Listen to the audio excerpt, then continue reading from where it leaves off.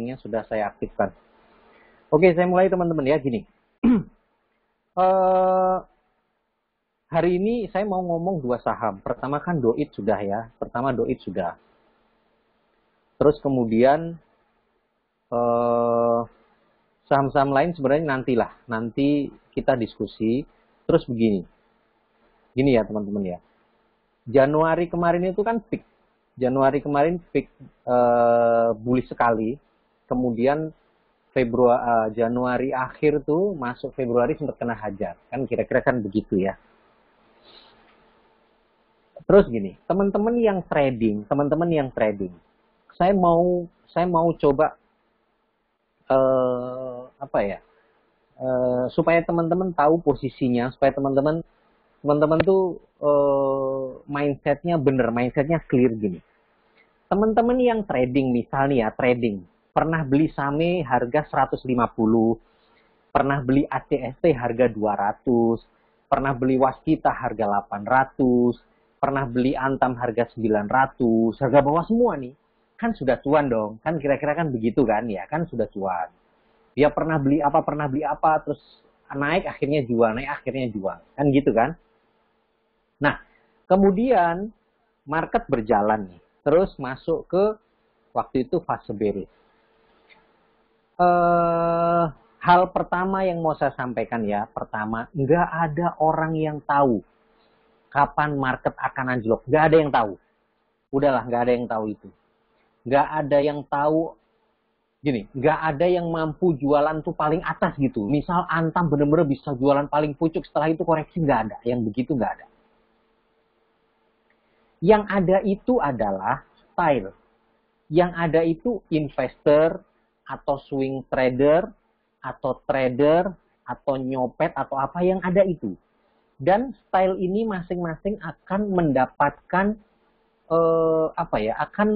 akan mendapatkan satu komposisi portofolio, termasuk hasil yang kemarin didapat, termasuk resikonya, termasuk apapun itu menjadi satu paket yang dia dapatkan. Seorang investor misal beli Waskita di 800, teman-teman. Yang beli Waskita di 800 banyak loh, dan bahkan banyak juga yang 800 nggak naik-naik, akhirnya dijual banyak juga. Yang beli Antam sejak di call harga 400 ada juga yang naik 5. Gini, artinya untuk teman-teman yang investor misalnya belinya dari bawah, pasti posisi portofolio sekarang hijau semua. Gitu kan?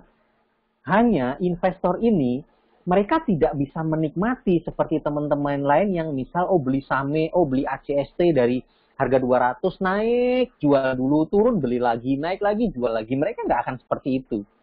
Mereka ya sudah beli, simpen, gitu kan. Nah, orang-orang yang seperti itu, dia konsisten, dia konsekuen, dia dapat. Dan saat market kemarin diguyur pun mungkin portofolio dia masih hijau dan dia masih tenang gitu.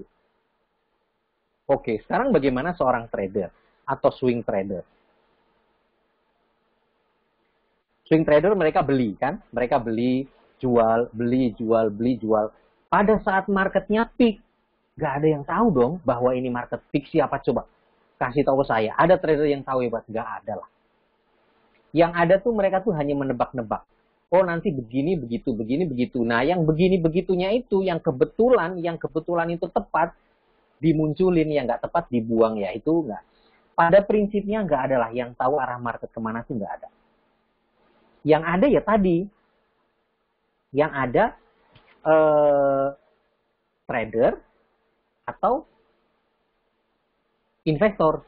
Nah, tadi kan investor sudah saya jelaskan, sekarang trader. Jual beli, kebetulan belinya kemarin waktu di pucuk, belinya pada waktu di pucuk, lalu marketnya koreksi. Yang terjadi apa? Ya yang terjadi konsekuen dong, karena menjadi trader, kemarin belinya pas di atas, harganya koreksi, ya mau nggak mau portonya merah.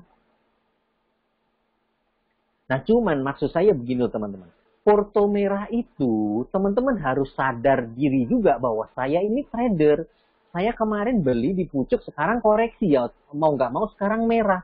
Karena harga-harga saya adalah harga-harga trading, harga-harga time frame mingguan yang memang saya jual beli. Tapi di antara porto yang merah itu kan kemarin-kemarin sudah cuan juga. Kan kira-kira kan begitu. Nah, Ini sebenarnya nyambung dengan apa yang mau saya sampaikan sekarang. Kenapa? Karena saya tahu bahwa sebagian portonya teman-teman tuh memang masih merah. Ada saham-saham yang belum kembali. Kan gitu kan? Ada saham-saham yang belum kembali ke harga belinya.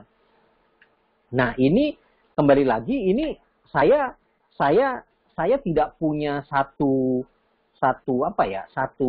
panduan fix gitu ya, panduan yang benar-benar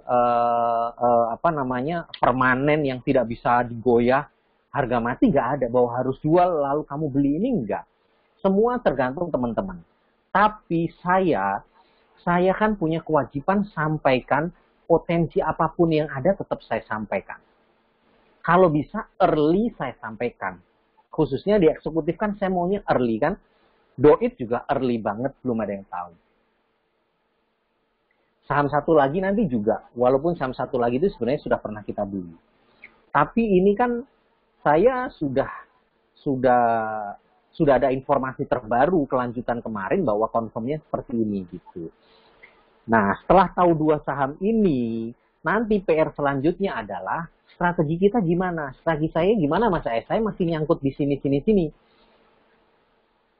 Saya tidak bisa ngasih jawaban yang tepat. Karena dari 500 orang di eksekutif ini, mudah-mudahan sudah nggak ada penyelundup di situ ya.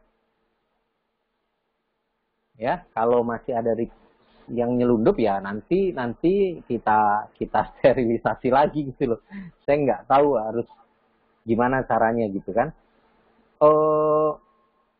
Dari 500 orang itu kan beda-beda. Ya, beda-beda. Ada yang investor, ada yang trader, ada yang copet, ada yang segala macam. Dan kesemuanya itu tidak ada jawaban yang saya berikan cocok untuk semua orang, nggak bisa. Jadi teman-teman memang harus mulai memanage portonya sendiri. Ya, saya mau beli Mas AS, tapi yang ini mau saya jual-jual segala macam. Paling teman-teman yang bisa saya sampaikan adalah saya cuman kasih contoh apa yang saya lakukan terhadap porto saya gitu. Yang kira-kira cocok dengan cara saya, silakan. Tapi kalau nggak cocok, sesuaikan sendiri gitu loh. Kalau saya itu, misalnya ada yang nyangkut, sudah saya jual dari kemarin-kemarin. Saya orangnya, ya, pertama, porto manajemen yang sering saya bagikan tuh, itu selalu konsisten saya lakukan. Saya nggak pernah beli saham terlalu banyak, nggak pernah. Artinya, kalau ada saya punya saham merah, dan ada potensi lagi yang kira-kira menurut saya lebih bagus, saya langsung aja. Saya switch, dia udah gitu aja kalau saya.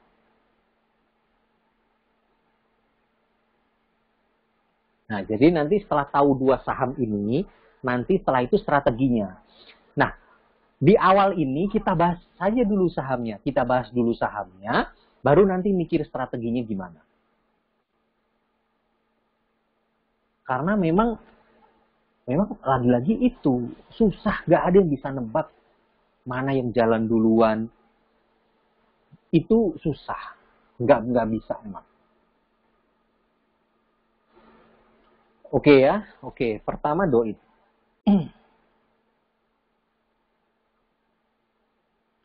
Doit ini mana ya? Ini ya, ini chartnya ya. Saya sudah sampaikan ya catatan saya mengenai Doit. Sebentar, saya buka dulu deh.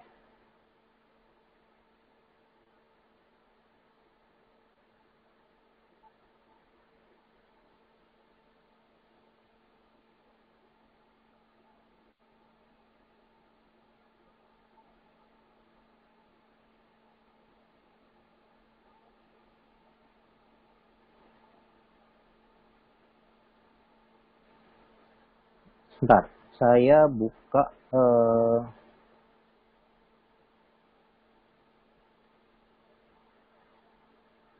bentar ya. Saya mau buka PowerPoint dulu deh, biar buat coret-coretan.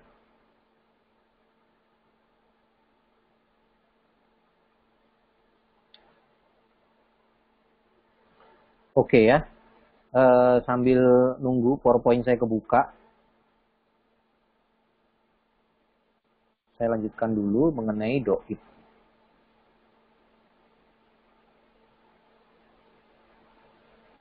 Nah, gini. Pertama, Doit itu saya lihat di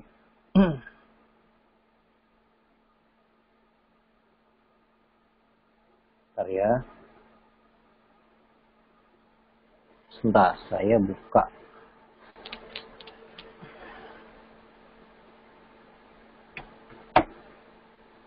Sebentar.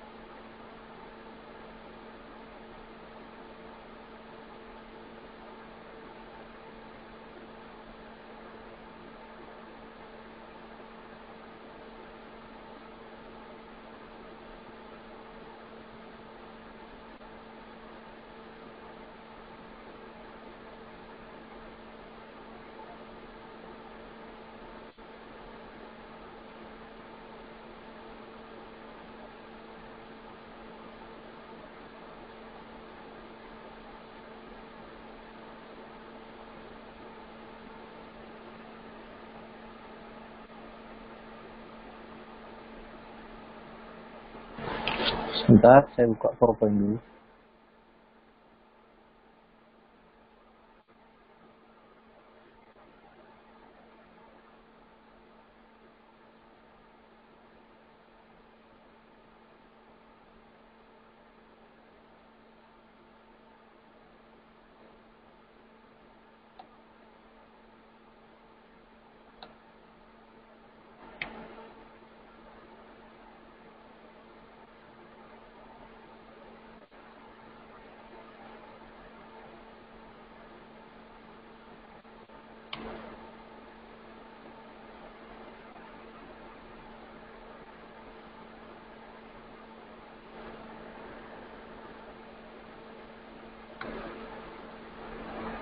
Oke, saya share ke PowerPoint dulu.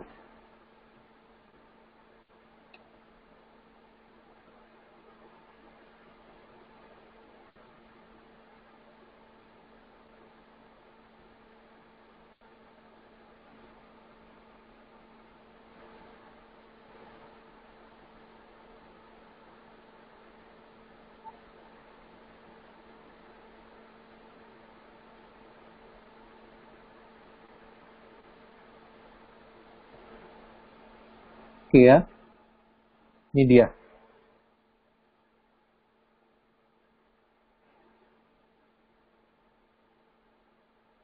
Nah ini ya, ini shareholdernya ya, teman-teman North NTP ya, North Star Tambang Persada itu sekarang pengendalinya.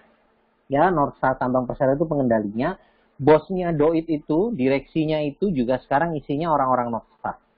Ya, isinya orang-orang North Star.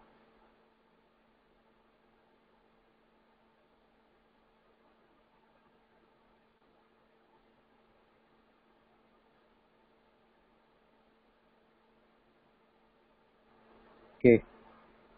Nah, saat ini gini. North Star ini cost-nya kalau kita sebut cost itu berarti average ya. Yang saya tahu terakhir informasinya, walaupun beda dengan angka itu, tapi bedanya tuh pasti nggak jauh, deket-deket situlah. Cost-nya North Star di DOI itu sekitar 1.200. Jadi harga belinya North Star di DOI itu 1.200. Mestinya angkanya tetap segitu ya, karena kalau North Star itu beli atau jual gitu ya, kalau North Star itu beli atau jual, maka harus ada keterbukaan informasi karena dia pengendali ya. Pertama dia pengendali, pertama dia pemegang saham di atas 5%. Harus ada keterbukaan. Lebih-lebih dia pengendali saat ini. Artinya kalau dia ada jual beli ya, itu pasti ada apa namanya, ada keterbukaannya. Nah, kalau teman-teman lihat di apa namanya, laporan keterbukaannya Doit terakhir itu akhir 2019. Jadi selama 2020 itu hampir sudah tidak ada jual beli. Sepanjang 2019 itu ada namanya Andi Utono ya, Andi Utono ya, pemegang saham namanya Andi Utono. Ini rata-rata sih dia jualan dikit-dikit. Dia sempat beli, jualan beli, tapi nilainya itu kecil sekali ya, kayak trading saja lah. Itu mulai dari 2018 sampai 2019. 2020 praktis nggak ada. Nah, teman-teman mesti tahu, North Star ini sejak tahun 2017 memang ingin menjual portofolionya di tambang ini. Artinya mau jual Doit lah, kira-kira gitu ya. Cuman memang rasanya kemungkinan ya dia belum mendapatkan musuh pembeli, maksudnya ya, yang pas. Yang pas tuh udah pasti masalah harga lah. Ya, udah pasti masalah harga. Nggak ada masalah lain, sudah pasti harga. North Star nggak mungkin jual rugi.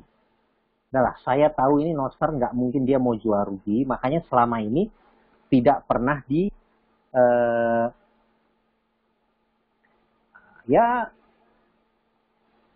kita lihat kalau harga nggak cocok, misal belum ada pembeli ya, mereka tetap mau hold, mereka tetap mau maintain perusahaan ini sampai nanti memang kira-kira pas ada pembeli. Itu yang pertama. Yang kedua, ada informasi lain. Sebenarnya informasi itu saya dapatkan bukan saat saya mencari informasi mengenai Doit, tapi saat saya mencari informasi lainnya, gitu ya.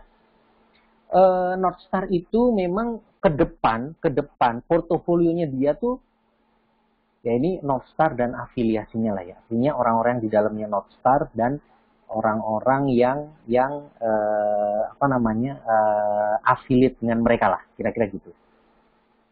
Itu cenderung akan mengurangi portofolio yang kalau di luar negeri itu teman-teman. Kalau di luar negeri itu lagi ngetren namanya ESG. ESG ya.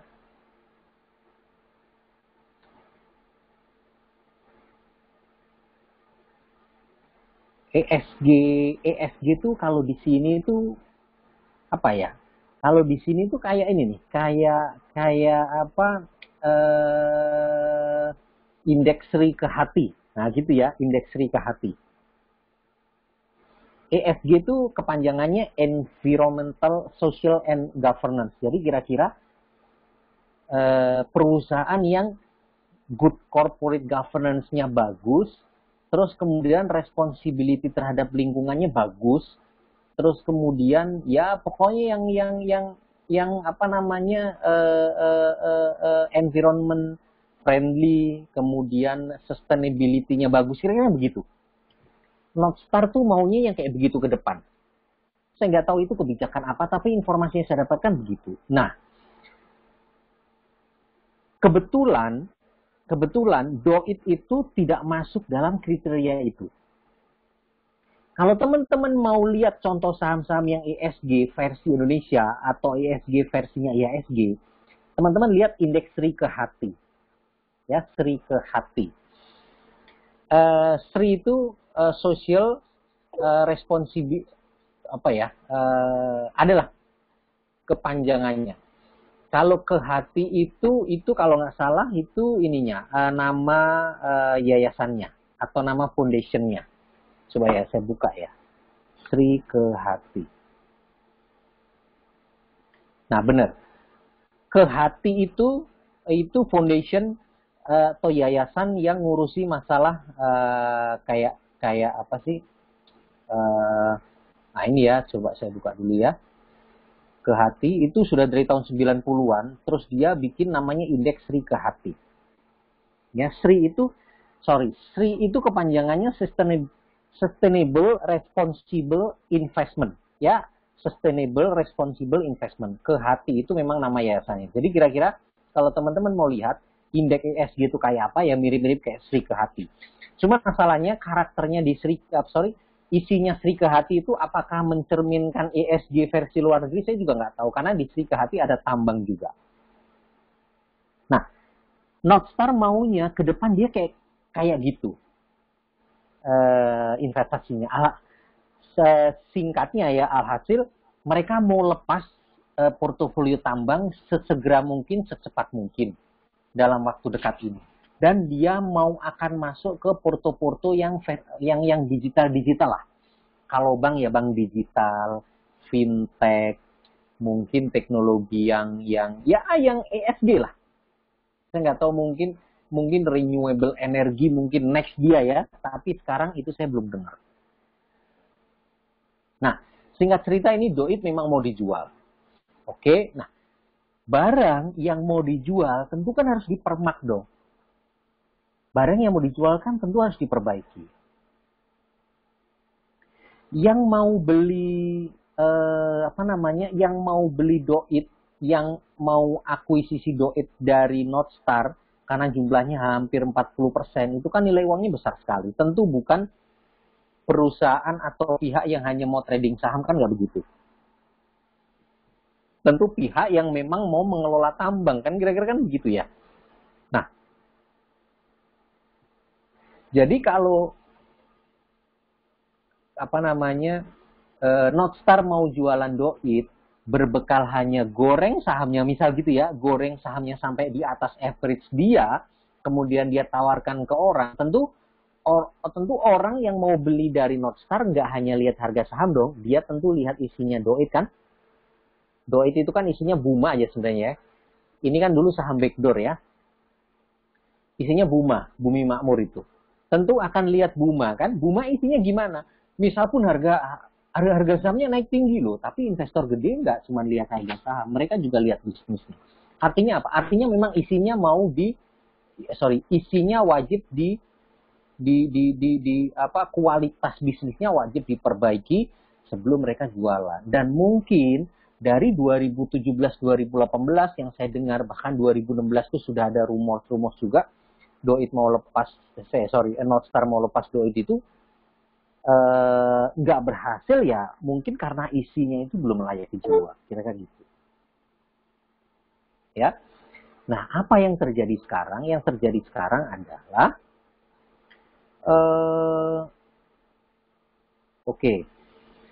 ini teman-teman kita mesti sama-sama hati-hati dalam menyikapi semua informasi yang saya berikan. Ada teman-teman nih yang nyeletuk nih, saya nggak tahu dia mengerti atau enggak main nyeletuk. Mas AS kan insider banyak gitu kan ya. Teman mesti tahu insider trading itu dilarang. Ya, insider trading itu pidana. Itu tidak boleh. Teman-teman harus ngerti itu, harus pinter lah. Di eksekutif ini saya anggap nih orang-orang pinter, orang-orang yang memang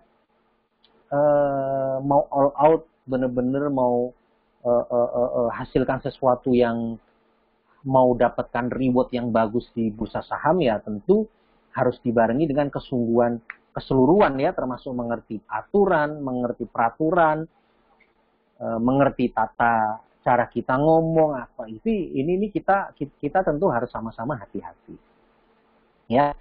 Pertama, informasi yang saya dapatkan tentang Doit ini bukan insider. Ini adalah formulasi hasil investigasi saya, hasil saya mencari-cari informasi kemana-mana, hasil saya tanya-tanya teman yang berkompeten di bidang itu. Ya.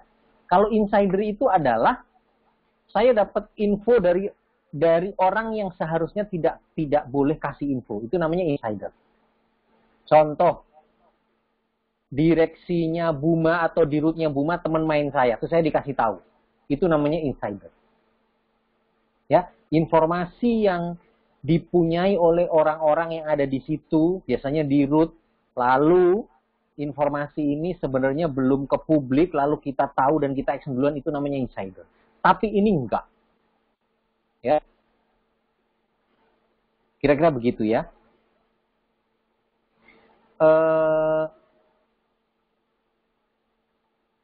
Kembali lagi masalah doit atau bumah gitu ya, doit ya. Di Indonesia kontraktor pertambangan itu ada banyak. Ada banyak TIS, besar-besar nih ya, Pama Persada, Buma,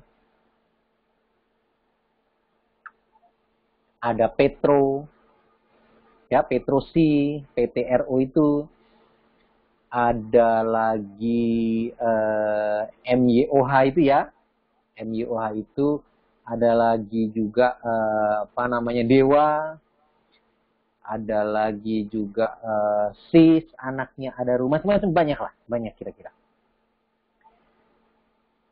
Yang terbesar itu Pama, punyanya Yuti. Yang kedua itu menurut saya ya Buma, Bumi Makmur ini. Gitu.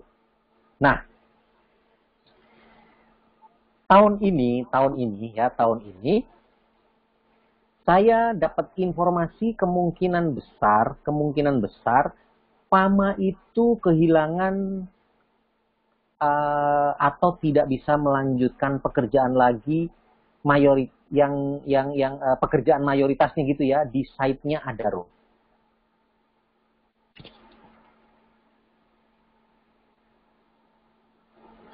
Halo teman-teman lain, sorry ngechat aja. Emang putus-putus apa lancar ya? Selain Mas S. Wijayanto 99, yang lain putus-putus? Oke, lancar ya? Oke. Nah, Pama itu ada kehilangan salah satu proyeknya yang besar itu di Adaro. Oke ya. Adaro itu besar sekali. Jadi Pama itu kan punya site gitu ya. Site mana gitu kan. Biasanya disebutnya tuh kalau nyebut site itu, kalau di Pama itu disebut Pama depan gitu, Pama apa gitu. Misal kalau Pama Adaro, Pama namanya Kideko, Pama KPC gitu kan ya. Salah satu yang terbesar tuh di KPC. KPC ya, KPC. Yang kedua itu ya di Adaro ini.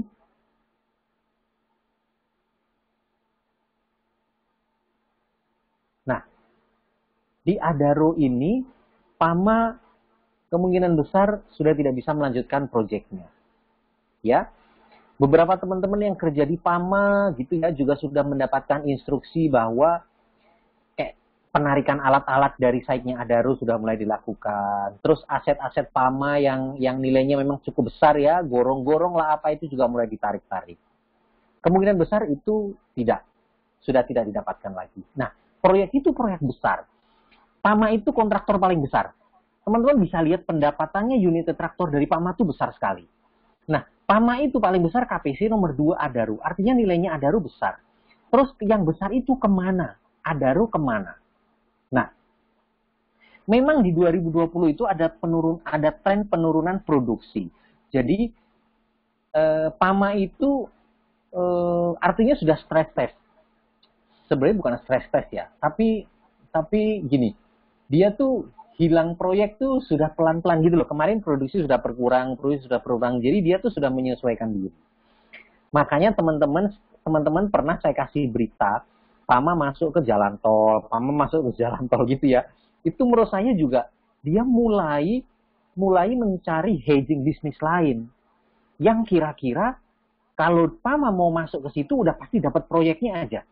Asal duitnya ada ya. Karena jalan tol itu sebenarnya proyek yang sama pemerintah, yuk kalau berani, kalau mampu, capital, masuk aja kan gitu kan. Beda dengan kontraktor pertambangan. Kalau kontraktor pertambangan, Pama mesti berkompetisi dengan pihak lain. Tapi kalau tol, kompetisi ada, tapi proyek jalan tol itu kan sebenarnya antara kompetisi sama apa ini gini. antara yang punya proyek, pemberi proyek, dengan yang mau mencari proyek tuh posisinya sama-sama aja nih gitu loh. Bukan semata-mata orang yang nyari proyek tuh butuh banget, terus orang yang ngasih proyek ini, nih, perebutkan deh, bener-bener bukan begitu. Kan kita sering lihat banyak proyektor berhenti, ada proyektor yang tidak, yang mundur karena nggak ada yang minat, kan sering begitu kan? Ya, saya sih mikirnya sih simple ya. Kenapa Pama masuk tol? Karena tol itu udah yang paling gampang gitu. Artinya yang penting Pama punya duit, ya udah pasti dapat aja proyeknya. Sebenarnya begitu. Nah, Doit kemungkinan yang akan dapat proyek di sini. Dan nilainya itu cukup besar.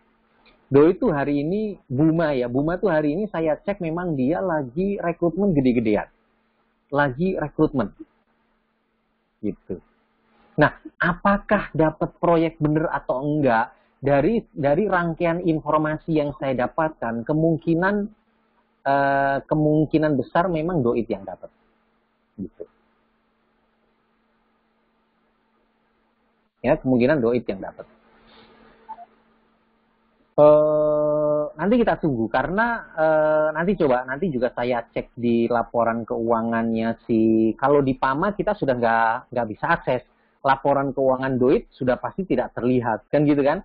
Yang paling bisa dilihat itu laporan keuangannya Adaro, itu pun kalau ada di catatannya kontrak-kontrak berjalan itu ada, apakah ada kontraktor Pama di situ, tanggal periodenya kapan.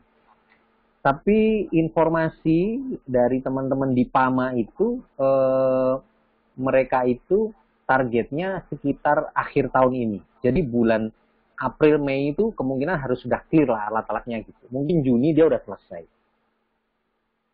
Nah, setelah itu nanti kita sudah dapat informasi mana yang akan masuk menjadi pengganti Pama di situ. Yang sudah pasti adalah Adaro, informasinya dia mau memaksimalkan SIS. SIS itu anaknya. Anaknya Adaro. Sama kerjaannya kayak Pama, kayak si Buma begitu. SIS namanya. SIS mau dimaksimalkan. Tapi SIS saja nggak cover. Akan ada kontraktor lain yang menggantikan itu, dan udah pasti mungkin harganya lebih bagus. Karena lebih bagus ya, karena dia bisa menggantikan, dan itu kemungkinan besar memang Doit. Gitu. Ya, itu Doit. Jadi kira-kira itu ceritanya Doit seperti itu. Nah, nanti saya akan hitung-hitung ya. Nanti saya akan hitung-hitung berapa volumenya. Saya sih sempat hitung-hitungan kasar lah, tapi nanti hitung-hitungan pasti beserta data-data validnya nanti saya share juga di eksekutif. Contoh OB ya, kerjaan OB atau pengupasan gitu. Kalau saya hitung nih, misal ya, saya hitung angka-angka kasar karena semuanya hanya angka-angka acuan. Misal saya lihat laporan keuangan UT, misal saya lihat apa namanya browsing gitu ya, ada nggak sih berita-berita Pama, expose tentang ini, tentang kinerja Pama, atau baca-baca laporan keuangan atau public expose-nya unit traktor. Kemudian di situ ada produksi, ada pengupasan segala macam. Saya bandingkan dengan Doit. Kalau benar nih Doit yang dapat, itu luar biasa memang. Volume pengupasan dia tahun ini, tentu setelah proyek itu di tangan ya, itu bisa langsung 2 kali lipat dari tahun kemarin. Dan translate-nya tuh udah pasti ke pendapatan.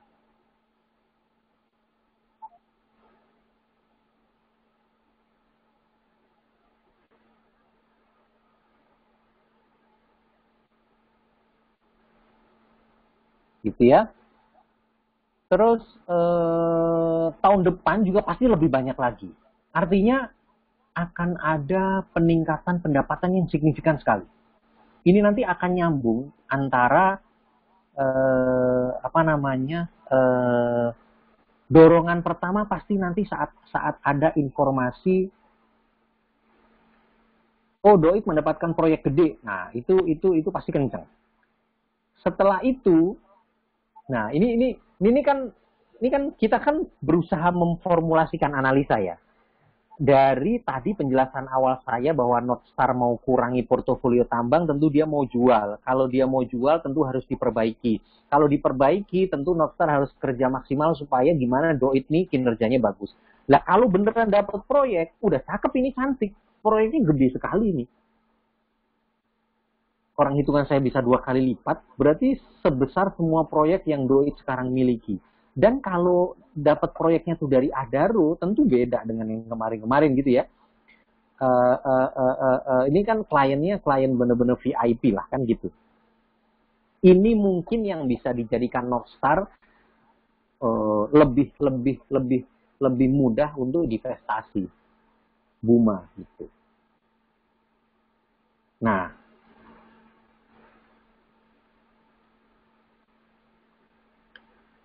itu Doit kira-kira seperti itu. Ya, jadi nanti jalannya kemana? Jalannya sudah pasti. Pertama, dorongan pertama itu, oke. Sekarang gini, sedikit lagi masalah insider. Saya termasuk orang yang hati-hati. Saya juga bukan insider. Artinya benar-benar kita praktek insider enggak. Kalau praktek insider saham saya nggak akan mungkin loss lah ya. Saya kan selama ini loss. Tapi teman-teman, ya. Mungkin nih kalau di eksekutif ada orang-orang entah siapa ya, entah mata-mata lah, entah orang IHSG lah yang kebetulan gabung di eksekutif atau ada temennya lah. Bullshit lah kalau di Indonesia nih nggak ada insider. Bullshit banget. Teman-teman bisa lihat kok. Contoh, teman-teman lihat chartnya Arto deh. Pertama kali dia naik, dengan pengumuman Arto itu mau dibeli Gojek, atau ya Gojek mau masuk, berapa jaraknya? Lihatin aja, bullshit lah kalau nggak ada insider.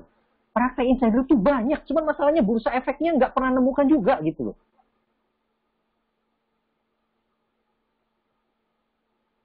Apalagi sekarang, Indosat. Teman-teman cek, chartnya Indosat naik kenceng dengan informasi Indosat merger, berapa lama itu? Itu insider gitu loh. Bullshit aja ini, orang-orang bursa ini. Orang-orang bursa sekarang parah kok. Saya sering dapat email. Ditanya, alasan Anda beli ini apa, alasan Anda beli ini apa gitu loh. Dia pikir kita insider, pas kita beli langsung naik. Loh, kita ini profesional investor kok, profesional trader, kita menganalisa. Kenapa yuk nggak ngecek itu yang Indosat, yang Artola, yang apa itu? Itu loh, kalian bullshit semua juga ini IHSG ini. Apa bursa ini?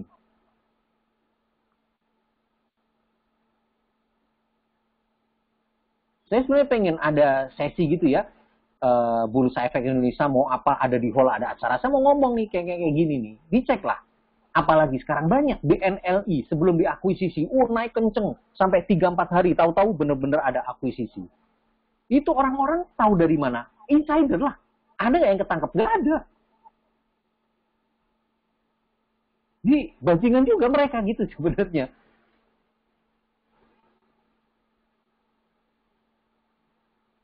Nah, kalau perjalanan Doit ini nanti ya, nih kembali ke Doit. Kemungkinan besar nanti akan ada model begitu. Sebelum benar-benar resmi pengumuman, mungkin Doit akan naik duluan. Sudah pasti lah, itu sudah pasti. Dan itu saya nggak tahu itu siapa orang yang bisa tahu bahwa oke, Doit sampai dia mungkin lihat draft apa, lihat dokumen kontraknya tuh mungkin ada orang-orang model begitu. Siapa tapi saya nggak tahu. Kalau kita ini kan profesional, kita kan merangkai semua informasi yang kita punya dengan intelijensi yang kita punya, kita rangkai itu gitu. Jadi mungkin nanti dia akan naik duluan, kemudian baru keluar informasinya. Setelah itu ya sudah akan naik gitulah. Dikerek-kerek lalu LK-nya keluar, beneran naik terus sampai seberapa saya nggak tahu.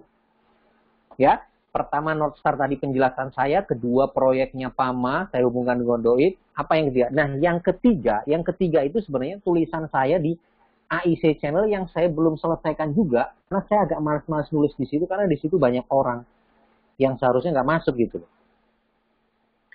Di AIC channel itu kan saya nulis masalah tone ya, atau tema atau sektor yang kira-kira mewarnai bursa kita 2021. Salah satunya komoditi. Kan saya sudah ngomong komoditi dari semua orang belum ngomong. Nikel, tin, segala macam sudah naik tinggi kan semua kan. Yang lagar tuh ya kok SSMS lagi. Yang lagar tuh CPO, SSMS salah satu sahamnya misal gitu ya, teman-teman kalau mau trading merah beli hijau jual gitu aja. CPO dengan cool.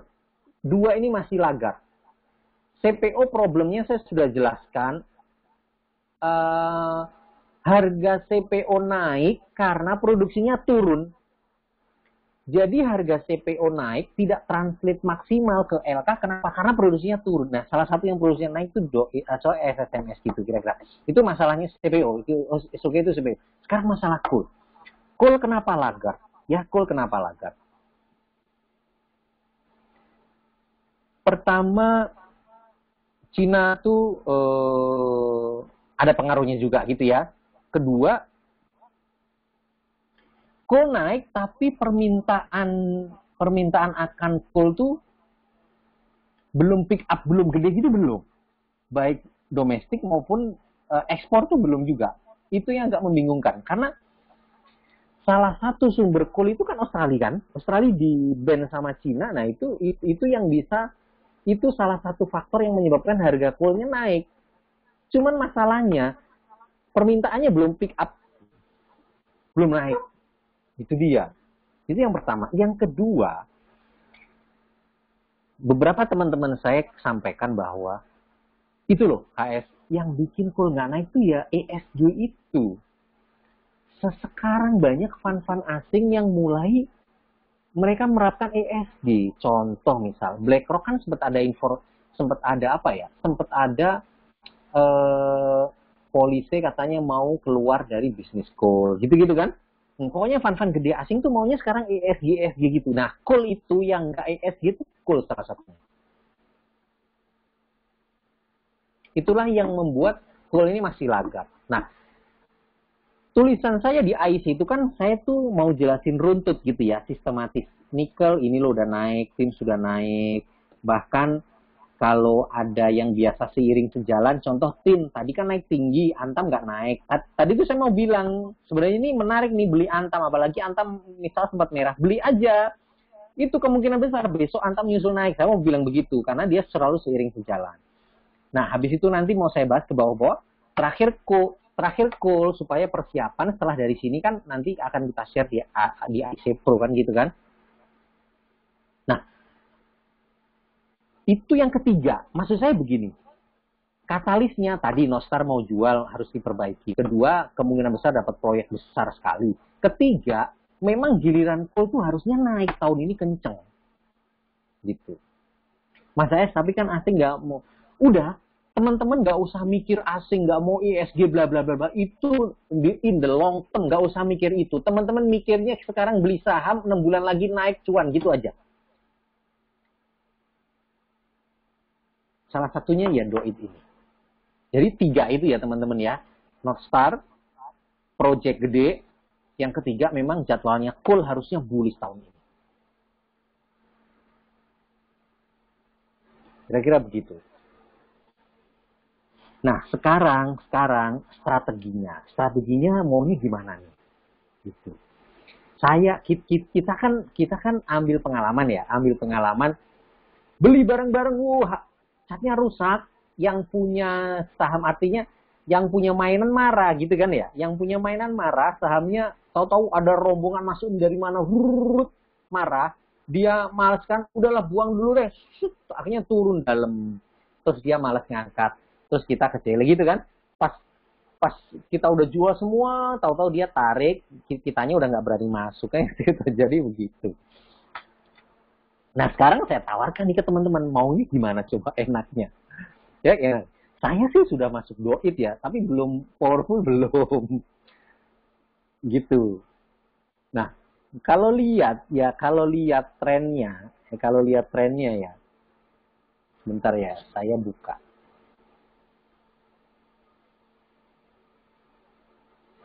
Bentar.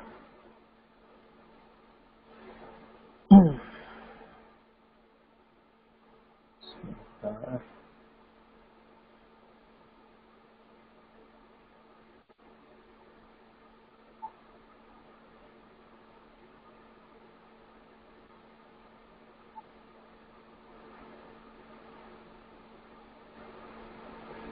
Hmm, saya lihat asingnya dulu ya.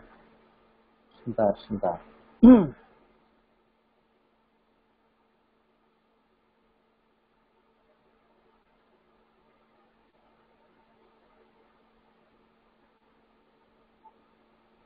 Hari ini asing jualan. Jualan, oke. Okay. Catnya masih ya belum ada tanda-tanda yang mau naik kenceng gitu, memang belum. Tapi cenderung memang kuat banget nih. Ya, saya mau lihat coba. Nih ya, nih. Tuh. Ini kemarin sebenarnya dia sudah sempat ke hampir 500 ini, sudah 460, sempat koreksi lagi sampai 280 nih. Ya, di sini koreksi sampai 280. 280 ini kan dari Juli itu udah kena nih 280. Dari bulan Juli itu kan sudah ke 280 ya. Terus sempat koreksi sedikit, waktu September Oktober itu dihajar lagi, terus dia naik. Break harga 300 ini terus kencang ya. Nah ini harusnya nih, ini kan kemarin sudah berhasil. Ini mestinya nih juga cepet aja nih ke sini nih. Sini ya, ke 350-an, setelah itu yang 400-an. Pertanyaan kita, apakah ini bisa langsung push? Kalau kenceng, kalau power masuk kenceng, apakah tetap bisa lanjut bertengger misal aman di 400 gitu sambil nungguin entah bandarnya narik sambil nunggu pengumuman itu, atau apakah nanti kalau ini rame bandar akan guyur lagi nih kira-kira ke sini ke 280 gitu. Ya udah, ini nih teman-teman mau bagaimana nih sekarang strateginya gitu kan?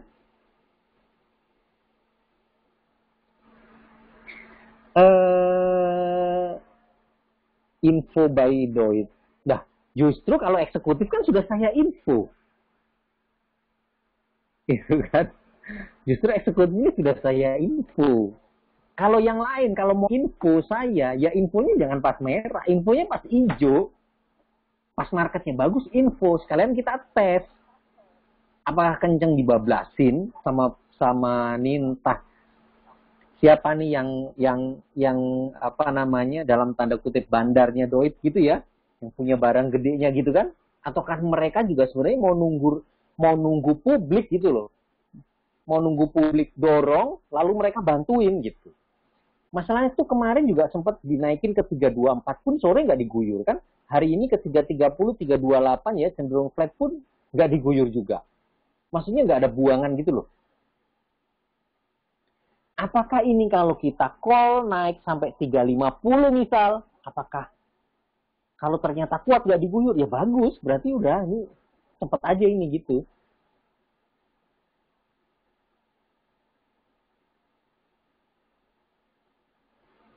Nah oke, okay. Ataukah kita mau icip-icip dulu, misal gitu ya, misal gitu kan. Nah terus coba saya buka chartnya dulu. Terus ini misal nanti kita call naik gitu ya 350.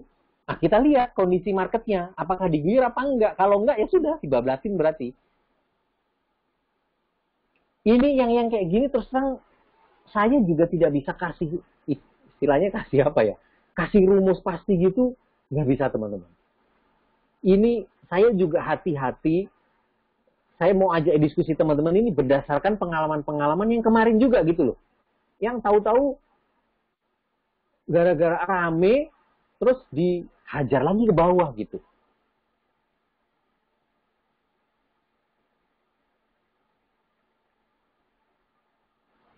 Saya nggak terlalu apa namanya,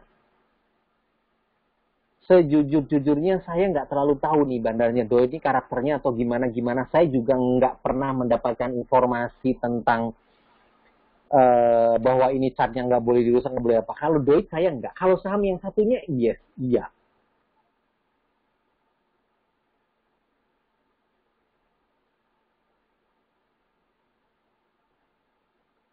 Kalau yang Doit ini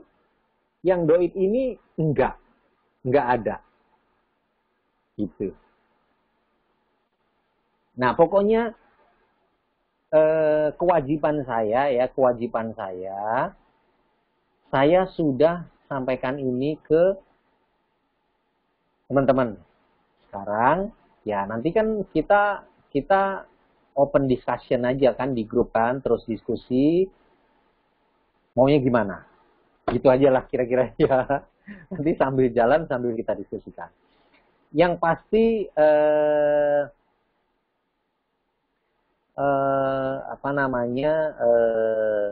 saya sih open aja ke teman-teman. Nih, kalau teman-teman tanya saya, plan saya itu hari Minggu besok saya mau webinar. Pesertanya itu AIC Pro sekalian bareng dengan Next Era, yang maksudnya yang peserta webinar terakhir yang waktu itu Agi, tapi bukan Big Reward. Big Reward saya nggak mau kasih. Saya cuman AIC Pro dengan Next Era. Next Era itu orangnya isinya 2000-an.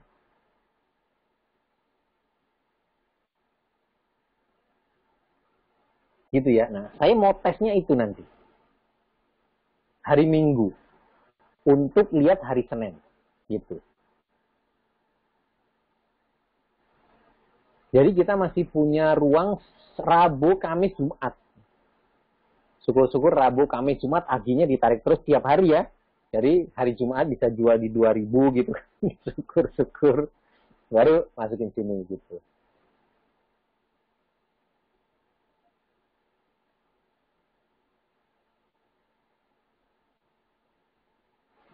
Atau kalau mau gini nih teman-teman ya.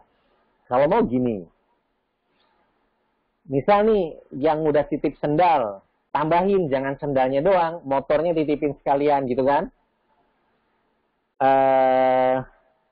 Nanti kan Minggu saya webinar, Senin teman-teman pasang bukan stop loss ya, pasang trailing stop.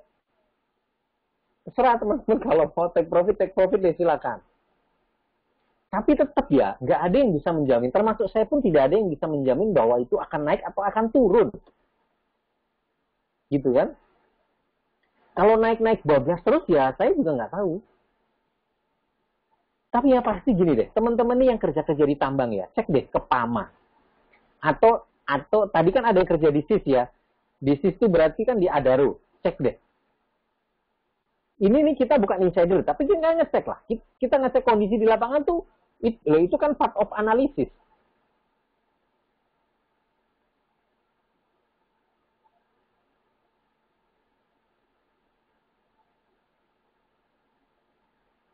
Oke, Mas Heru. Karena sama-sama goal, menurut saya boleh. Kalau mau di switch ke Doit sih boleh. Switch paruh dulu gitu misal, is okay. Nah, dari semua informasi yang saya dapatkan,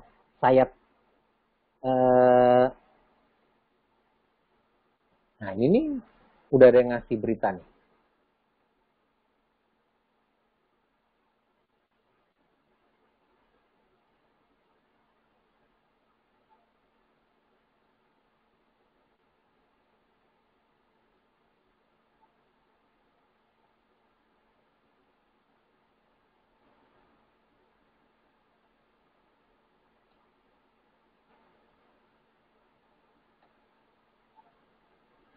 Pokoknya kira-kira seperti itu ya teman-teman ya, seperti itu. Boleh, Mas Bagas boleh. Kalau mau kasih info ketik aja, nanti saya bacain. Mas Bagas kan kerja di SIS ya. Nah, coba Mas, boleh Mas, silakan. Oh, Mas Bagas di PAMA, oke, silakan Mas.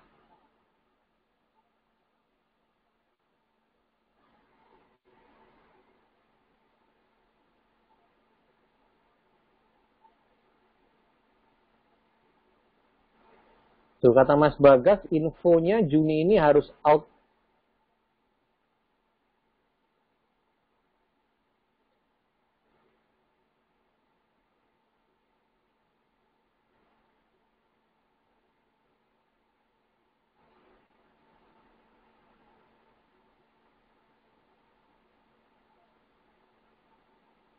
Tuh Buma berarti masuknya mungkin Juni lah ya, Juni. Ya, tapi kan harus ada, kan Adaro kan nggak boleh berhenti kan. Jadi sambil Pama keluar, Bumanya masuk gitu.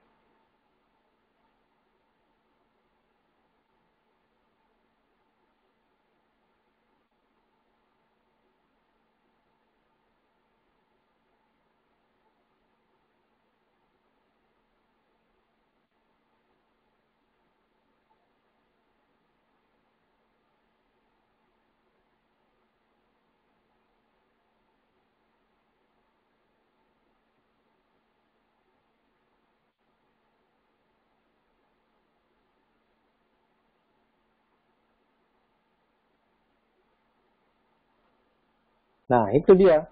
Oke, ya sudah. Pokoknya do it most likely 90% confirm. 95% confirm lah.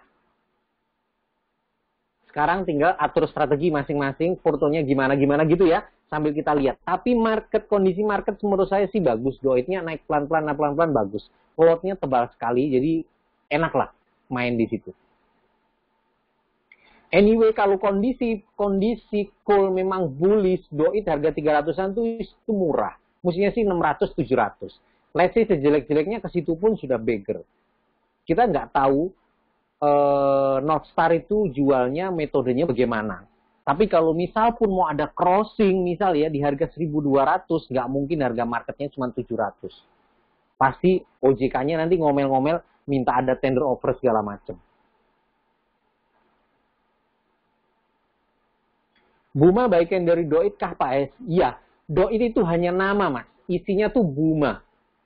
Doit itu ini saham backdoor. Sama kayak Dnet.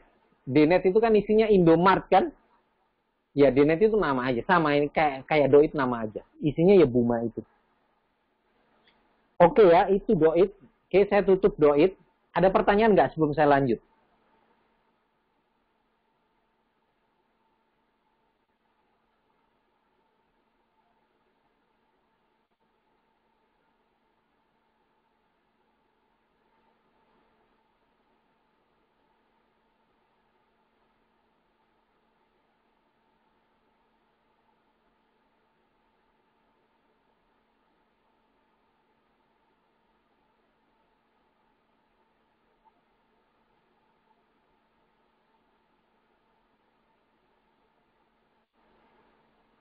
Oke ya.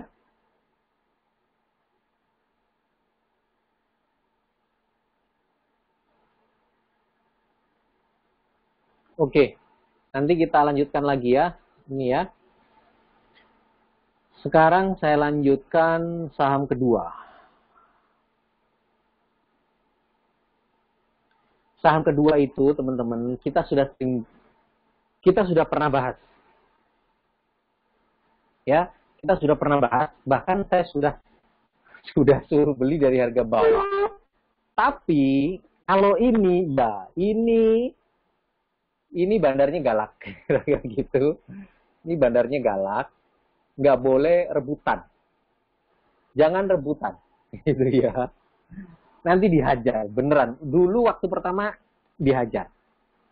Sahamnya saya ketik dulu ini ya.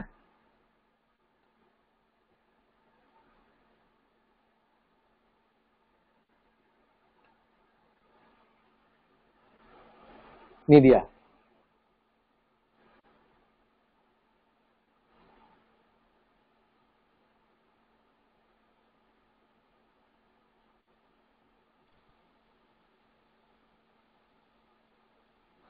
Oke, sahamnya Bevin. Ini the next story of Bevin ya. Ini cerita kelanjutan dari Bevin. Oke, sebelum lanjut saya cerita masalah Bevin. Teman-teman lihat ya. Cara mainnya Bevin. Biar teman-teman tahu. Cara mainnya Bevin kayak gini loh, teman-teman ya. Ini modelnya kayak gini. Jadi teman-teman harus persiapkan untuk menghadapi ini. Lihat teman-teman ya. Naik, merah, merah, merah, naik, merah, 5 hari, seminggu merah terus, naik, gitu ya. Jadi, ya, jadi Kalau yang model-modelnya nih ya, yang model-modelnya baru beli saham, besok minta naik, besoknya lagi minta naik terus, nggak mau koreksi, nggak usah. Lebih baik nggak usah beli Bevin. Ya, daripada nanti bikin pusing seisi grup, isinya ngeluh ya. Saham tuh isinya begini. Lihat, Anda saya kasih tahu Bevin dari harga 400. Akhir Desember. Ya, lalu Februari harganya 800. Cuman 2 bulan 100%. Itu the best. Ya, itu the best. Tapi perjalanannya modelnya begini. Nggak seenak, emang perusahaan mbahmu gitu loh. Maunya naik terus, mana ada? Nggak ada. Nih liatin tuh. Lihat dulu ya. Saya tuh info sebenarnya tuh sudah sejak, saya inget tuh awal-awal Desember. Ini lihat, ini sempat naik, dihajar lagi kan? Dihajar lagi, naik dikit, dihajar lagi. Dihajar, dipentokin ke 400 terus waktu itu. Setelah semuanya bosan, dinaikin dikit, dites. Ada yang masuk lagi, dihajar lagi. Naikin dikit, hajar lagi. Naikin dikit, nggak ada yang ngikut. Langsung ditarik, udah pasti takut. Saya jamin nih kalau diawali dengan model yang begini ya, begini, lalu dinaikin ke sini, saya jamin 1000% nggak ada yang berani ikut karena takut dihajar lagi ke 400. Itu bandarnya Bevin begitu.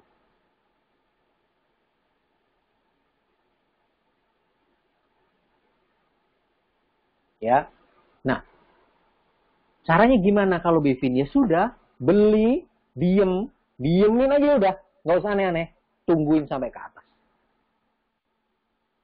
Lagi-lagi ini repotnya nanti teman-teman, ini repotnya nanti main strategi. Strateginya mau gimana ini di Bevin ini gitu loh. Ada eksekutif, ada AIC Pro, ada Big Reward, ya, ada demokrasi saham, ada YouTube, ada Instagram. Nah, bagaimana tuh strateginya? Saya sih open aja, teman-teman mau kasih masukan, ayo. Yang penting tuh kewajiban saya tuh saya share, target saya tuh teman-teman cuan semua gitu.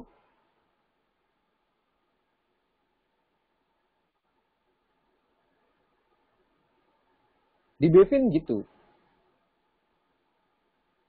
Oke, itu kondisi chartnya ya, kondisi chartnya. Nanti next ya, mainnya Bevin tuh akan mirip-mirip saham-saham ini nih.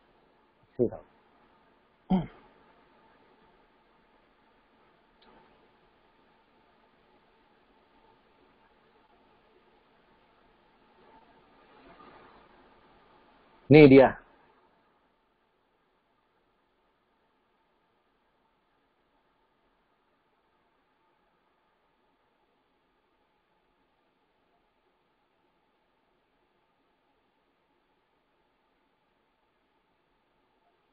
Nanti akan mirip ASA. Lihatin ya, ASA ya, dari 500 nih ya. Agustus sudah sempat 600, diguyur lagi ke 500. Lama di 500 sideways, nggak pernah gerak, volumenya kecil, lotnya kecil. Orang bosen nih di sini nih. Pasti nggak ada yang mau ikut. Kayak gini nih, orang bosen keluar jual, dinaikin dikit, merah beberapa hari, naikin dikit, dimerahin. Sekali naik kenceng begini, saya jamin nggak ada yang berani ngikut. Nggak ada yang malas ikut. Apalagi udah di 900, udah makin nggak ada yang ikut.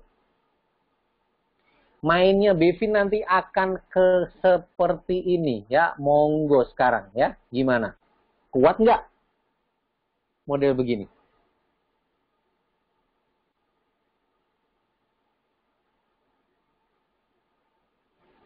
Tahu, coba saya lihat satu lagi ya yang kayak ini.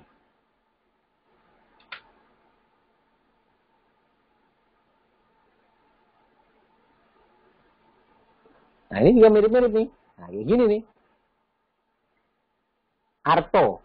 Bisa nggak ngikutin Arto gini, teman-teman? Kemungkinan nanti dia akan mirip-mirip ini. Teman-teman jangan lihat naiknya loh. Teman-teman nih, ini kalau lihat naik enak. Tapi teman-teman kuat nggak ada di sini tuh diguyur begini nih? Ya? Kuat nggak nih?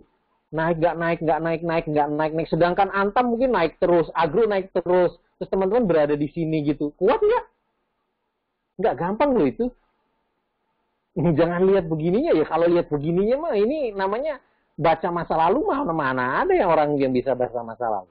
Nggak ada.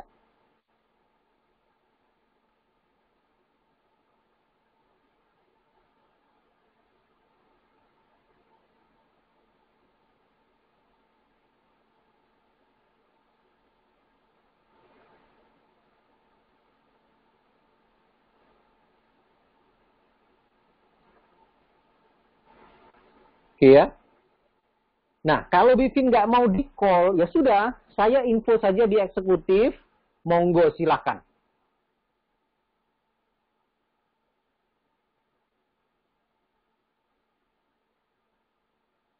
Itu ya. Oke, sekarang story-nya Bevin ya. Ternyata sudah 1 jam. Bevin, oke, sebentar.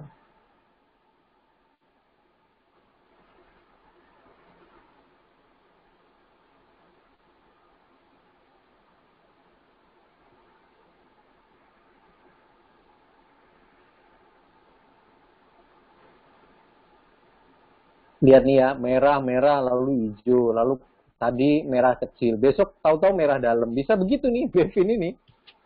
Oke, Bevin itu dulu kan saya cerita beli 400. Story-nya apa? Story-nya kan mau divestasi. Mau diambil oleh strategic investor dari Italia. Bank Italia kan gitu ya. Nah, sekarang informasi terakhir itu kemungkinan besar batal. Kemungkinan besar batal, ya batal. Si Italianya batal memang sudah lama. Italianya batal memang sudah lama dan ini Bevin naik itu memang sudah tidak ada hubungannya dengan Italia itu. Jadi yang batal itu pihak Italianya sana, tapi kalau rencana divestasinya Bevin itu nggak batal. Tetap akan jalan. Bevin itu isinya siapa? Bevin itu isinya sebenarnya sama teman-teman. Bevin itu isinya juga orang-orang Northstar itu.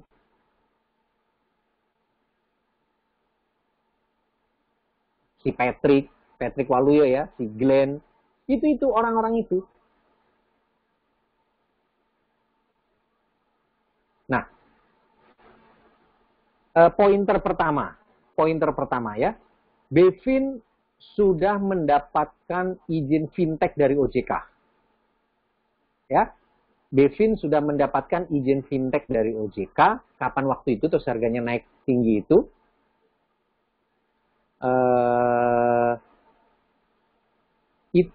Itu langkah pertama.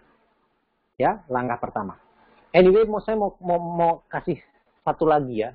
Model si gengnya Peter Tanuri itu kemungkinan juga masuk ke Bevin sih ini saat ini. Entah pakai broker apa tapi dia juga masuk. Peter Tanuri itu dia spesialis saham perusahaan yang mau dijual kemana dengan harga tinggi dia tuh masuk. Dia tahu, dia masuk. Itu spesialisasinya Peter Tanuri gitu. Gitu. Jual nanti apa nih mau diakuisisi sama Sono, dia akan jualin gitu. Sama dia beli si Masa tuh Multistrada itu juga begitu. Nah, oke, sekarang kembali ke Bevin. Pointer pertama, Bevin sudah dapetin fintech. Ya, dapetin fintech. Northstar dan geng-geng afiliasinya Northstar, dia kan mau buangin si porto tambang yang non ESG. Dia sebenarnya tuh mau masuknya ke model-model begini. Nah, ini kan sebenarnya kan punyanya gengnya Northstar juga nih. Kalau menggunakan tesis bahwa mereka akan menjual porto-porto non ESG dan masuk ke porto-porto digital, fintech, yang modern-modern gitu ya, maka akan aneh kalau mereka menjual Bevin. Loh, Bevin aja sudah effort dapetin fintech, ngapain lu jual gitu kan? Aneh kan? Tapi ternyata teman-teman, clue-nya itu justru fintech, izin fintech itu memang itu strateginya dia. Bevin ini akan digunakan untuk bisnis yang lebih besar, untuk mendukung sesuatu yang lebih besar gitu loh. Karena bisnis leasing itu diperlukan oleh mereka. Jadi BeFin ini akan dimasukkan ke entitas bisnisnya mereka, yang sehingga saat BeFin masuk, bisnisnya mereka menjadi komplit dan ini akan dijual ke mana menjadi nilai yang lebih besar lagi. Nah, BeFin ini nanti akan dibeli dengan harga kemungkinan juga memang 900-an. Sekarang kan 700 ke 900 memang tidak terlalu tinggi. Tapi yang menarik, setelah ini confirm BeFin masuk ke sini, itu setelah itu mungkin naiknya akan jauh lebih kencang lagi. Nah, teman-teman kalau baca berita ya, nanti saya share lagi beritanya. Itu ada salah satu media tulis, BeFin naik tinggi karena ada isu dibeli oleh Kokmin, gitu kan ya? Kokmin. Soalnya beberapa minggu atau bulan yang lalu, sempat ada juga rame, Kokmin setelah akuisisi BBKP akan melanjutkan akuisisi Bukopin Syariah dan BeFin gitu tulisannya.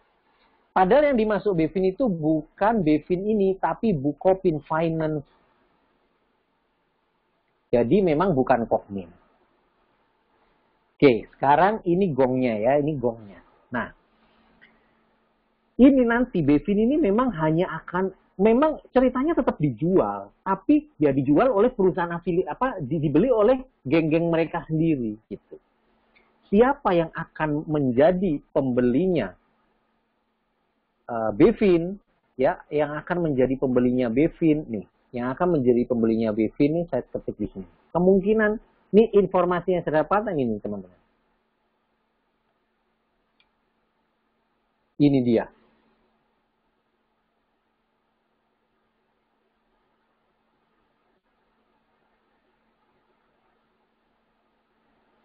Kemungkinan besar ya, setelah saya ramu sono kemari, kemungkinan besar tuh mereka akan masuk ke Arto.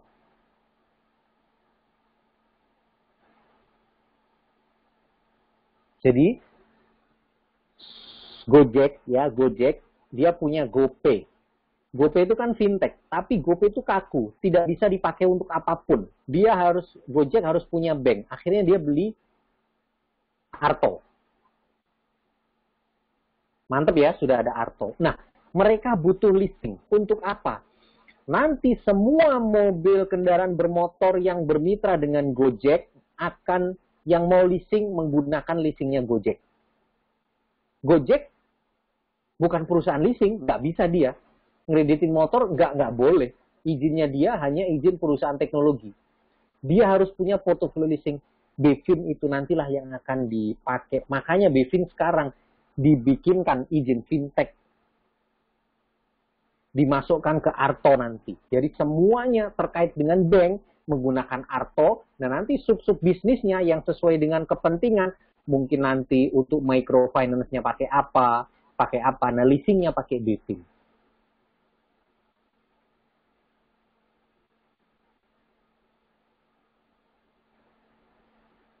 Nah itu teman-teman.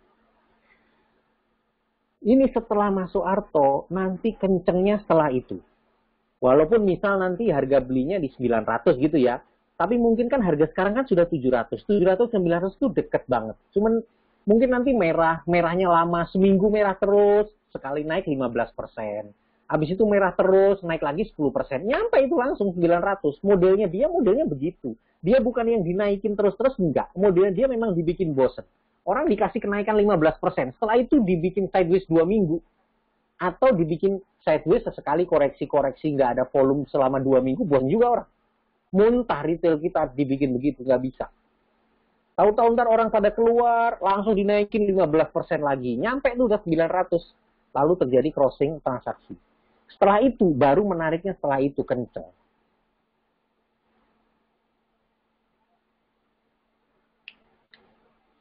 Terus ya itu yang kedua ya itu yang kedua. Yang pertama tadi pointernya memang ada fintech yang mau dijual. Yang kedua tadi yang saya sampaikan itu ya. Yang ketiga teman-teman lihat yang biasa liatin broker summary, lihat broker-broker mana yang akumulasi Bevin. Sampai detik hari ini pun masih akumulasi. Kemarin masih akumulasi. Saat Bevin merah pun dia akumulasi. Nanti kita cek. Itu kemungkinan besar itu ada benang merahnya juga. Tapi saya belum bisa jawab sekarang. Nanti kita cek sama-sama. Ini teman-teman bantu saya nanti. Nah, gayanya kayak siapa? Belum. ESA mungkin nggak akan koreksi. Tapi kalau naik pun belum. Tapi dia aman lah ya. Aman lah.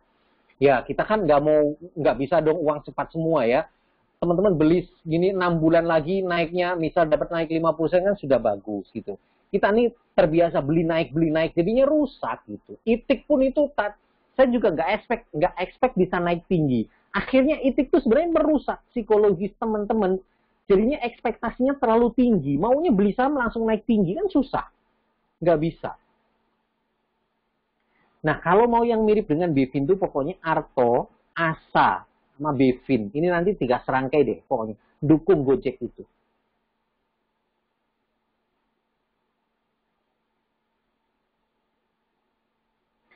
Saya Doit sudah beli, saya Bevin juga sudah beli. Masing-masing tuh 10% porto lah. Masing-masing masih 10% porto, belum besar.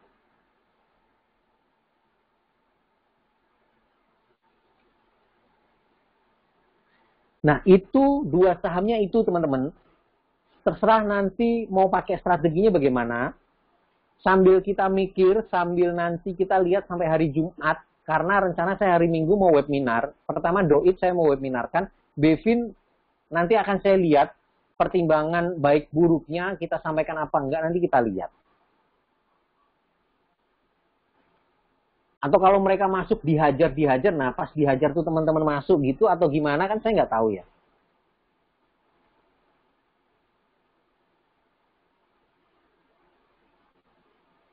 Nah gitu teman-teman. Kira-kira teman-teman malam ini nanti kita sambung saja diskusi. Sebenarnya diskusinya lebih lanjut. Lebih ke arah. Mungkin saya akan update juga kalau ada perkembangan terbaru. Tapi yang lebih penting adalah strategi kita sih. Strategi kita gimana supaya ini berhasil gitu.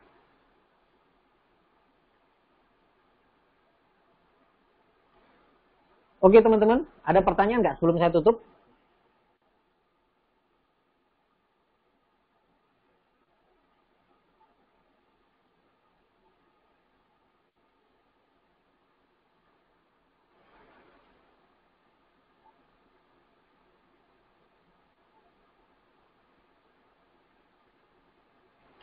Average Bevin saya berapa ya? Sebentar. Ntar saya lihat.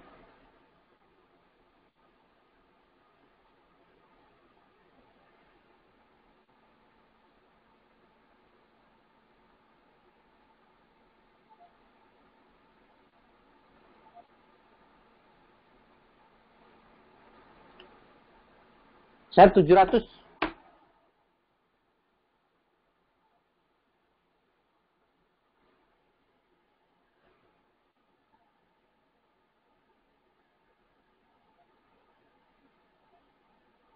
Oke, target Doit gini.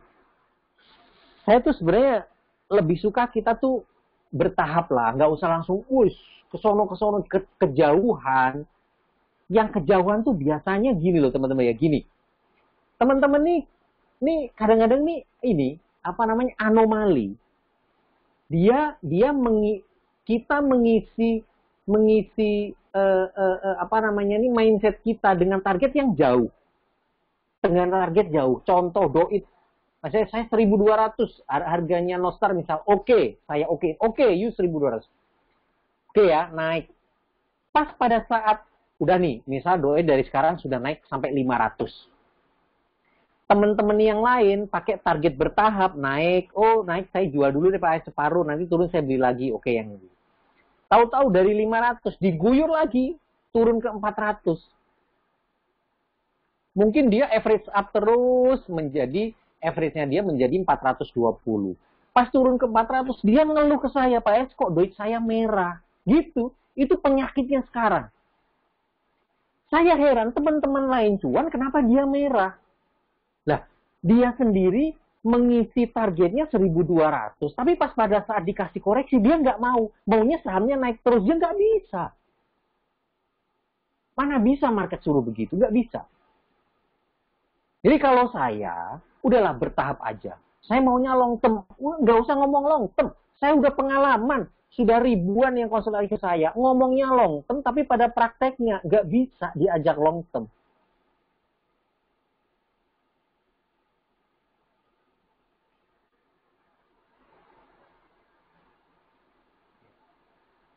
Kalau do itu ya ini kan 300 sekian gitu kan ya. Do itu ya bertahap lah, break 400 dulu stabil di situ, lalu ke 500. Sebenarnya kalau 6 bulan gitu ya, 6 bulan sampai dengan mungkin nanti pengumuman ada atau udah benar-benar confirm, menurut saya 700, 600 sampai 700 range itu bisa. Ya, setelah itu nanti kita analisa lagi, kan kita perlu lihat laporan keuangan segala macam kan. Gitu. Target Bevin 900 dulu. Harga perkiraan semua informasi yang saya dapatkan, harga jualnya Bevin itu sekitar 900. Setelah itu, kalau benar-benar yang beli Arto, ya sudah itu kenceng pasti. Pokoknya barang yang ada kaitan dengan Arto pasti kenceng itu nanti. Bukan hanya bandarnya, mungkin retail pun makan gitu aja. Jadi sementara begitu. Oke teman-teman, sudah mau jam 10 ya. Kita sama-sama istirahat dulu. Saya juga mau kumpul-kumpul ini, persiapan materi juga buat teman-teman besok pagi. Kira-kira seperti itu. Mudah-mudahan bermanfaat ya. Nanti kita atur lagi strategi diskusi di grup. Selamat malam semuanya. Terima kasih. Sehat dan sukses selalu buat teman-teman. Assalamualaikum warahmatullahi wabarakatuh.